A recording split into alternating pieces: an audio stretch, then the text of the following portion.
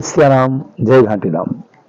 एक बार भगवान श्री रामचंद्र जी और माता सीता दोनों विराजमान, वनवास के समय की यह घटना है।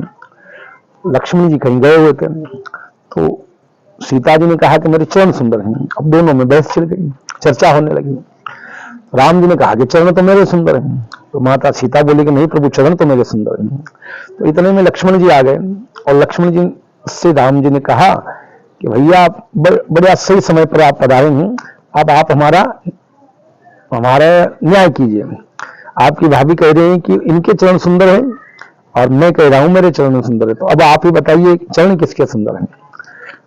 तो लक्ष्मण जी ने कहा ये तो आप दोनों पति पत्नी के बीच की बात है, मैं इसमें क्या बोलूं, क्या बात करूं।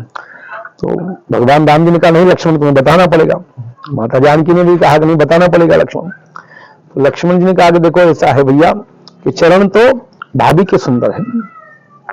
तो माता सीता बोली कि देखा प्रभु, मैंने नहीं कहा था मेरे चरण सुंदर है। तो लक्ष्मण जी ने कहा कि भाभी मेरी बात अभी पूरी नहीं हुई, पहले सुनिए कि आपके चरण इसलिए सुंदर हैं कि जहां आपके पति के चरण, जहां प्रभु के चरण पड़ते हैं वहीं आपके चरण पड़ते हैं, इसलिए आपके चरण सुंदर है। तो भगवान राम जी बोले इस प्रकार तो लक्ष्मण जी मेरे चरण सुंदर हुए, मेरे पीछे सीता जी चलती हैं, वो तो मेरे चरण सुंदर हुए।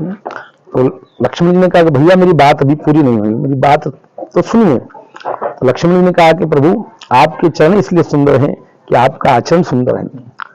तो सुंदर वही है जिसका आचरण सुंदर हो, और भगवान राम से सुंदर कोई हो ही नहीं सकता, क्योंकि कहा है कि राम जैसा नगीना नहीं सारे जग की बजरिया में, राम जैसा नगीना नहीं सारे जग की बजरिया में। जय सिया राम, जय घाटी राम।